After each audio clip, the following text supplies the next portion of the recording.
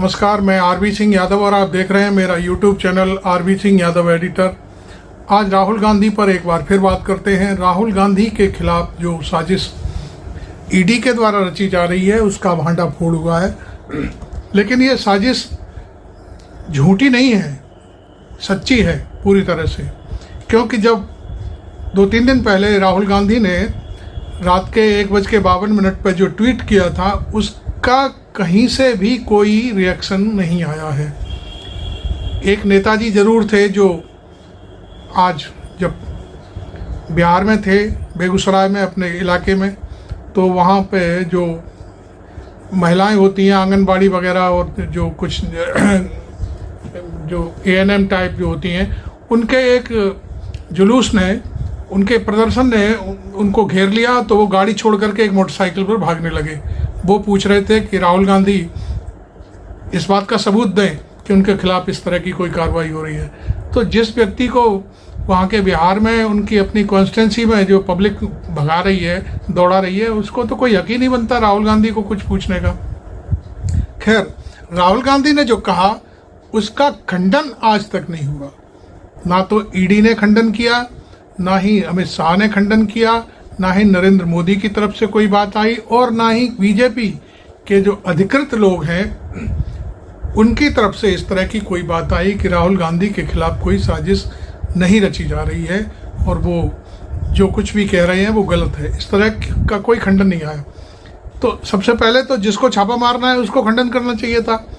Enforcement director के यहाँ से जो भी फाइलें तैयार हो रही हैं राहुल गांधी के खिलाफ, तो वो कैसे कह सकते हैं कि नहीं हो रही हैं?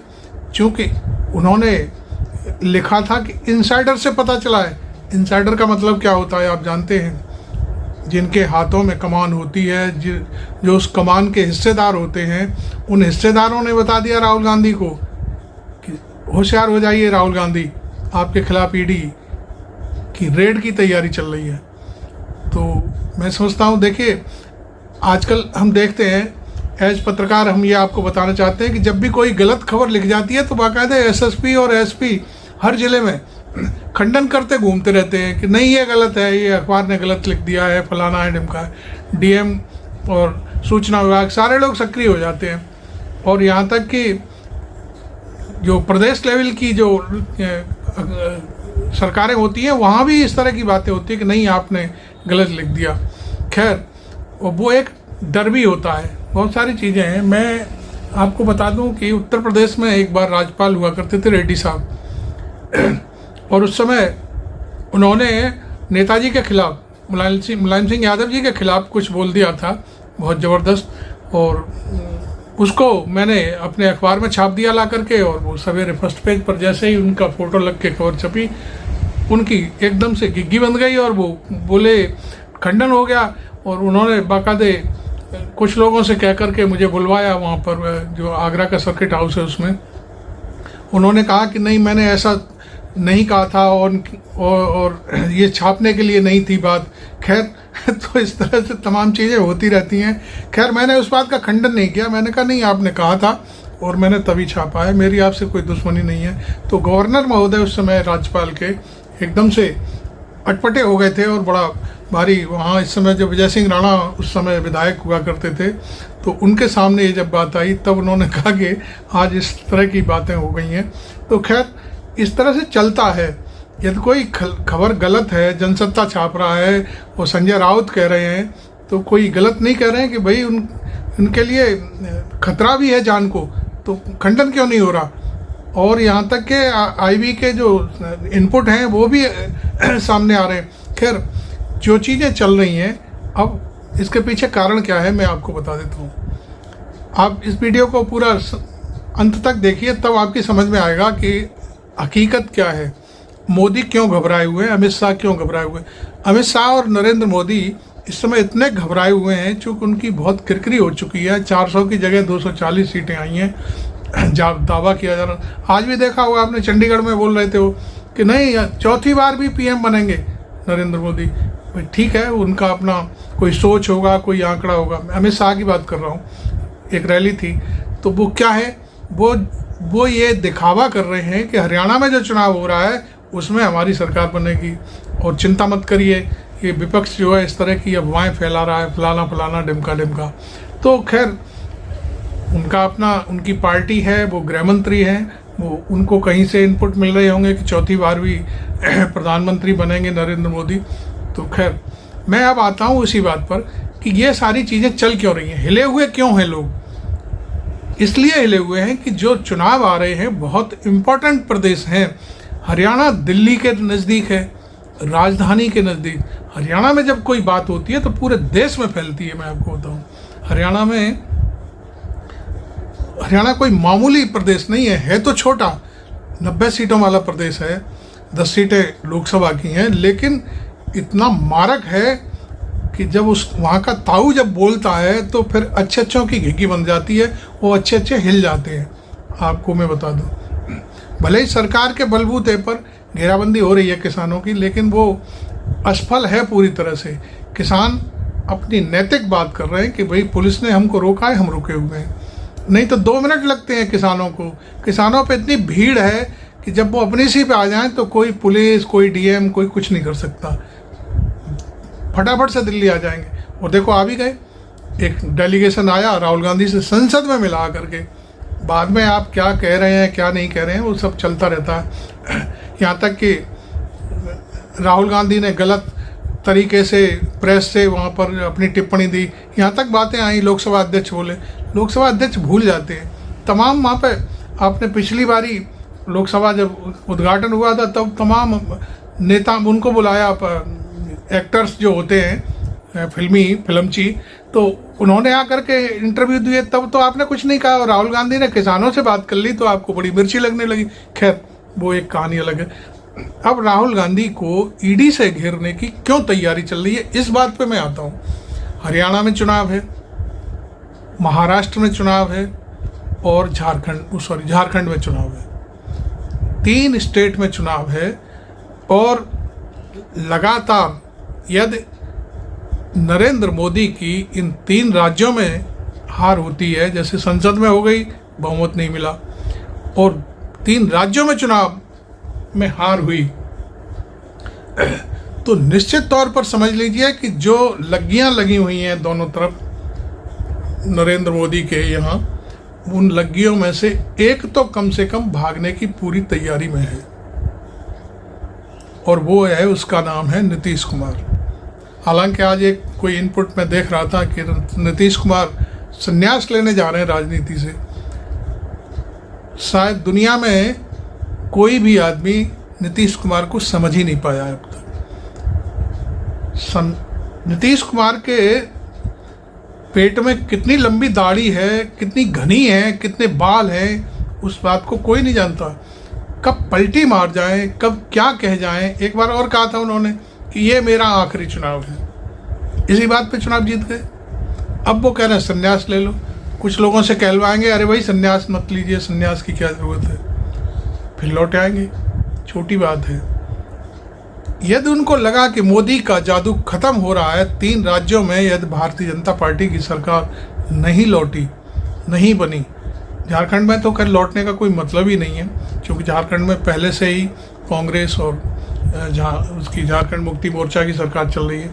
हाँ, 2 राज्य बहुत ही इम्पोर्टेंट हैं। मैंने बोला कि हरियाणा दिल्ली के पास है और महाराष्ट्र देश की जो कहते हैं ना रीढ़, आर्थिक रीढ़। दिल्ली का धंधा बंद हो जाए तो ये समझ लो देश भर में हाहाकार मच जाएगा। तो उस राज्य में यदि सरकार बदलती है, जो इस समय वो भी 3 सांगरे पे चल रही है, तो बहुत बड़ी बात हो जाएगी।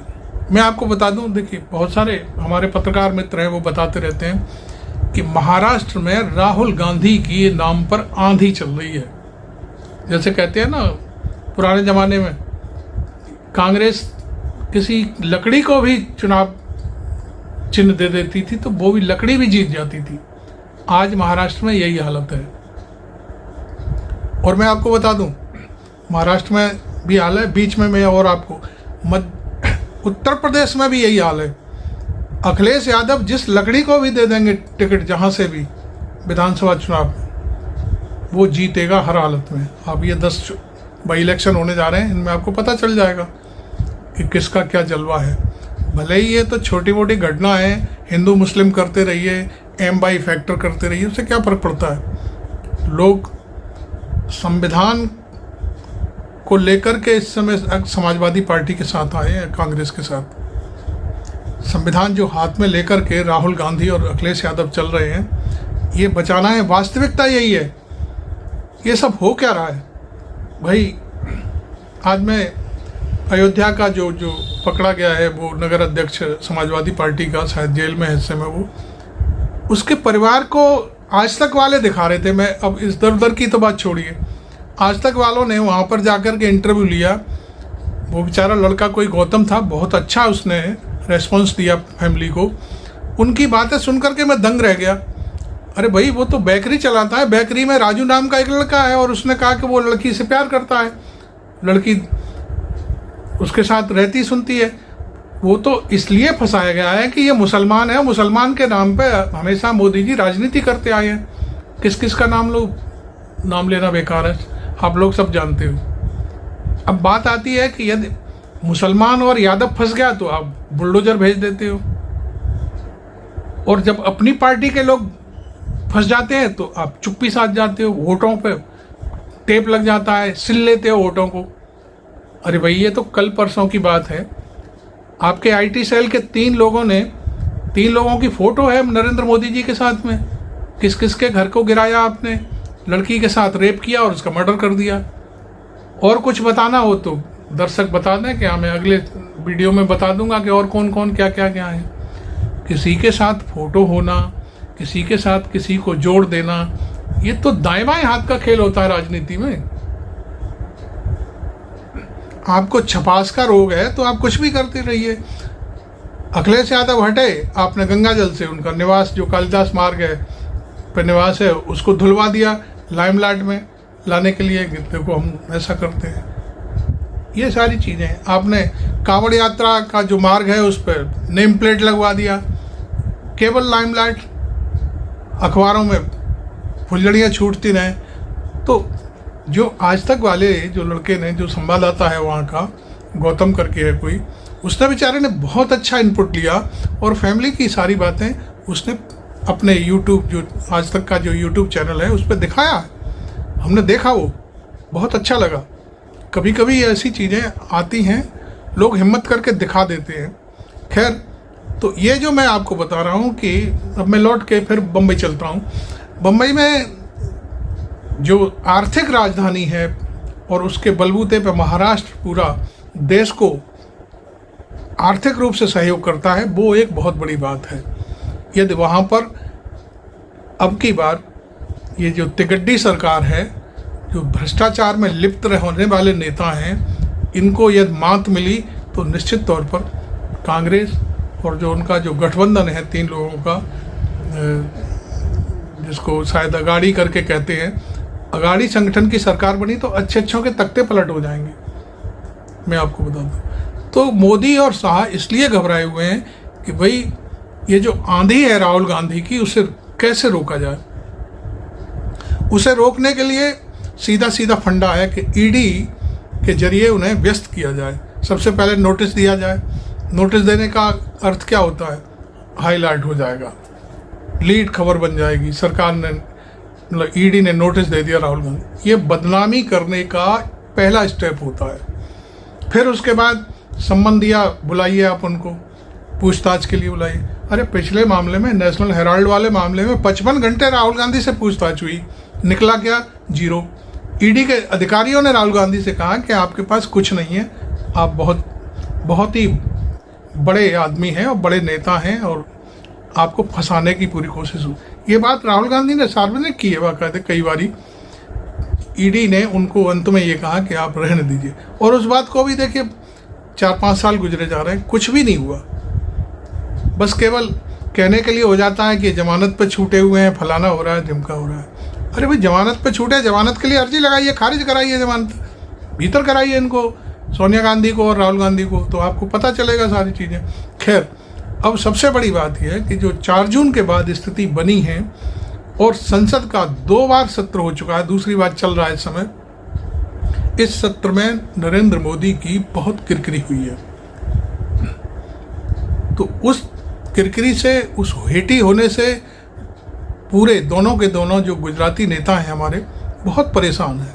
उनका कहना यह है कि कहीं ये 2 राज्यों के चुनाव उल्टे पड़ गए तो शायद हमको वास्तव में भागना ही पड़ेगा गुजरात के लिए, वहीं जाकर के शिफ्ट होना पड़ेगा। क्यों कि जो बिहार का चीफ मिनिस्टर है इस समय, हम उनको बहुत अच्छी तरह से जानते हैं। वो पलटी मारेंगे निश्चित तौर पर, और वो ये सोच लेंगे कि अब मोदी का खेल खत्म, अब मुझे इनके साथ नहीं रहना। वो 2 मिनट लगेंगे, आप इंडिया गठबंधन के साथ आ जाएंगे। अपने नेताओं को भी समझा लेंगे जो इस समय आंख लगा के बैठे हुए हैं कि ये सरकार में हम मिनिस्टर बन गए हैं फलाना ढिमका, उनको भी कह देंगे मिट्टी खराब हो जाएगी, हमको नहीं रहना इस पार्टी, इस सरकार के साथ। वो सब बगला झांकते हुए वापस आ जाएंगे। तो कुल मिलाकर के जो मैं आपको ये बताने जा रहा था वो ये स्थिति है। आप वीडियो अभी तक आपने लाइक नहीं किया है, शेयर नहीं किया है, तो ज़रूर कर लें और मज़े से देखें पूरा वीडियो। अब मैं आपको एक नई सूचना दे रहा हूँ। अमित शाह और नरेंद्र मोदी ने, देखिए, इन तीनों राज्यों के लिए सर्वे कराया है कि क्या स्थिति है। देखिए, उन पर सरकार है, उनके पास कई स्रोत हैं। IB से रिपोर्ट मिलती है, रॉ से मिलती है, और CBI है, CID है, बहुत सारी जो LIU है, वहाँ से रिपोर्टें इकट्ठी होती हैं और सारी की सारी चीज़ों पर बाकायदे देखा जाता है। तो दूसरा, बीजेपी का अपना नेटवर्क भी है पूरे देश में, नेचुरल सी बात है भाई, इतनी बड़ी पार्टी है तो होता है। उस सर्वे में स्थिति खराब बताई गई है, क्योंकि इस सर्वे के बाद ये बात निकल कर के सामने आई है कि भाई लोकसभा में जिस तरह से बीजेपी हारी है, इसी तरह से अब लोग भारतीय जनता पार्टी को पसंद नहीं कर रहे हैं। मतलब सर्वे में कुल मिलाकर के ये बात आई है निकल के कि जीतना तो दूर, लोग कह रहे हैं भारतीय जनता पार्टी को हराया कैसे जाए, ये सबसे बड़ी बात निकल के आई है। तो यदि ऐसा होता है तो फिर बड़ा मुश्किल काम हो जाएगा। देखिए, मैं आपको बताऊं बिहार की बात। बिहार में भले ही RJD को लोकसभा सीटें नहीं मिल पाई, जो भी हुआ, बहुत सारी चीज़ें अभी चुनाव आयोग में से बताया 79 के आसपास सीटों पे बेईमानी हुई है, तो वो एक अलग चैप्टर है, उसमें भी हम जा सकते हैं, बात कर सकते हैं। लेकिन तेजस्वी ने अभी 2 दिन पहले ये कहा है कि नीतीश जी बाहर आइए। अब इसके मानी क्या है आपको मैं बता दूं। इसके मतलब ये हैं, देखिए, राजनीति में एकदम से कभी कुछ नहीं होता। मैं आपको होता भी है तो लोग एकदम से देखते रह जाते हैं, करे ये क्या हुआ, रातों रात भी हो जाता है कभी कभी। जैसे कौन सा एक डुमरियागंज में हमारे विधायक थे जो इस समय लोकसभा में कार्यवाहक अध्यक्ष हैं, वो रातों रात 24 घंटे के लिए CM बन गए थे यूपी के। तो रातों रात कभी कभी हो भी जाता है बहुत सारा। मायावती रातों रात बन गई थी चीफ मिनिस्टर, मुलायम सिंह से समर्थन वापस लिया और इधर उन्होंने बीजेपी ने समर्थन कर दिया, वो चीफ मिनिस्टर बन गई। तो ये सारी चीज़ें अचानक होती हैं, लेकिन कभी कभी जो दूरगामी बातें होती हैं उनमें समय लगता है, क्योंकि किसी व्यक्ति को बदनाम करना, किसी व्यक्ति को जैसे अब राहुल गांधी है, उनको पप्पू बनाने के लिए अरबों खरबों रुपया खर्च किया बीजेपी ने, IT सेल खड़ा किया, गाली दिलवा रहे हैं, ये करवा रहे हैं, वो करवा रहे हैं। तो इस तरह से जो चीज़ें सामने आती हैं वो बहुत ही मार्केबल होती हैं। इसी तरह से अब नायडू और नीतीश कुमार, वो जैसे कहते हैं ना, तेल देखो तेल की धार देखो, तो वो तेल की धार देखना चाहते हैं कि चलिए ठीक है, आप 400 वाले जो नारा है वो तो आपका ख़त्म हो गया, आप उस पर खरे नहीं उतरे। और लेकिन अब हम देखते हैं कि महाराष्ट्र और हरियाणा में क्या पोजीशन होगी आपकी। यदि वहाँ भी आपका डमाडोल हुआ तो हर आदमी आपका साथ छोड़ जाएगा। जैसे ये एक कहावत है कि जब जहाज में पानी घुसता है तो सबसे पहले चूहे साथ छोड़ते हैं, चूहे भागते हैं वहाँ से, ये है। तो कुल मिलाकर के यही कहानी है कि यदि दोनों राज्यों में सरकार गई तो देखिए, अभी तक तो मैं आपको बात कर रहा था सांगरों की, ये सांगरे दोनों चले जाएंगे, लेकिन ऐसा होने से भारतीय जनता पार्टी के भीतर से ही मोदी को हूट करना शुरू कर दिया जाएगा। क्योंकि नेता वही होता है जो जिताए लोगों को। नेता वो नहीं होता कि अपने लिए जीत के लिए कुछ करे और वो फिर वो खुद भी ना जीते तो फिर वो नेता नहीं रह जाता, फिर तो वो पित्र हो जाता है। मैं आपको बताऊं, वो साल में एक बार उसको पित्र की तरह जो है कर दिया जाता है, उसके बाद फिर कोई नाम नहीं लेता। तो ये सारी जो कहानियां हैं, जो बीजेपी का जो और सरकार का जो सर्वे आ रहा है कि बीजेपी को जीतने के लिए नहीं, हारने के लिए लाले पड़े हुए हैं, हराने के लिए जनता का सामने आगे खड़ी हो गई है। उसमें एक चीज़ नहीं है, निश्चित तौर पर कई चीज़ें हैं। एक तो संविधान वाली बात है, संविधान बदलने की बातें अभी भी गाए बगाए कुछ लोग बीजेपी में करते रहते हैं। और दूसरा बेरोजगारी सबसे बड़ा मुद्दा है इस देश में। महंगाई, लोगों की किचन का हिसाब किताब बिगाड़ दिया है महंगाई ने, बहुत बुरा हाल हो चुका है। तो लोग अब ये सोच रहे हैं कि भाई क्या किया जाए, कोई विकल्प खोजा जाए। दूसरा भ्रष्टाचार है। अभी मैं सुन रहा था कि कोई एक IPS अधिकारी थे, कहीं भाषण दे रहे थे, शायद ACP टाइप थे कुछ किसी जगह पर। तो एक अखबार था, शायद भास्कर में एक न्यूज़ छपी है कि वो भाषण दे रहे थे, दूसरे दिन वो धर लिए गए रिश्वत लेते ही, जबकि जनता से कह रहे थे कि हम ये मोबाइल नंबर जारी कर रहे हैं, कोई भ्रष्टाचार कोई रिश्वत मांगे तो आप इस पर फ़ोन करना। लेकिन पता चला दूसरे दिन वो खुद ही धर लिए गए भ्रष्टाचार। ये मैं ऑथेंटिक खबर है, कोई ऐसा नहीं है। भास्कर बहुत एक बड़ा ग्रुप है अखबारों का, आजकल की दुनिया में भास्कर सबसे बड़ा ग्रुप है। तो उसमें ये खबर छपी है, मैं उसका उल्लेख कर रहा हूँ आपसे। तो खैर ये सारी जो चीज़ें थी कि ED पूरी तरह से राहुल गांधी को पूरे एंगेज करने के मूड में है, और वो ED का कोई लेना देना नहीं है। ED कहीं कुछ किसी के पास नहीं जाती। ED खुद अपने जाल में फंस जाती है, कभी कभी कोर्ट में जाकर के वो जवाब नहीं दे पाती। ये तो अमित शाह करवाने की कोशिश कर रहे हैं कि ED के जरिए कोई दिखा दो नोटिस, ये तुम्हारे खिलाफ शिकायत आई है, हम आपकी अलमारियाँ खंगोलना चाहते हैं। तो राहुल गांधी ने तो कह भी दिया कि आइए चाय पिलाऊंगा, बिस्कुट भी खिलाऊंगा आपको। दोनों हाथ करके उन्होंने कह दिया ऐसे करके, आ जाइए।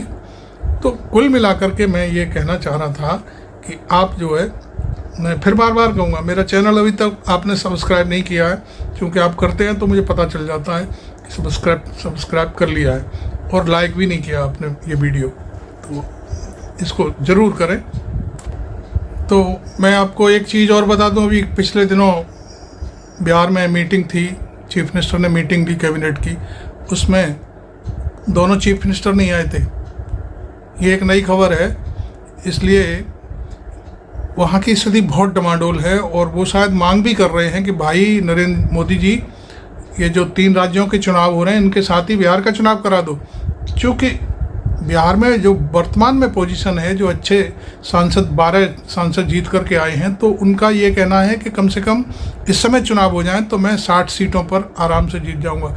हालांकि मुझे लगता है कि अब की बार जो 42 सीटें हैं उन पे वो 42 की 42 देने के लिए भाजपा राजी होगी, वो बाकी कहेगी हम सब पे लड़ेंगे। ये भी एक मामला तय हो रहा है। तो खैर जो कुछ भी है, ये सारी चीज़ें बहुत तेज़ी से बदल रही हैं, कि कुछ भी हो सकता है कभी भी। और फिलहाल तो बस एक ही बात है कि राहुल गांधी को इन 3 राज्यों के चुनाव के समय बिजी रखा जाए, और किसी भी सूरत में उनको चुनाव प्रचार में नहीं जाने दिया जाए। बस यही मकसद है जहाँ तक हमने सोचा है। Thank you very much. मैं RB सिंह यादव।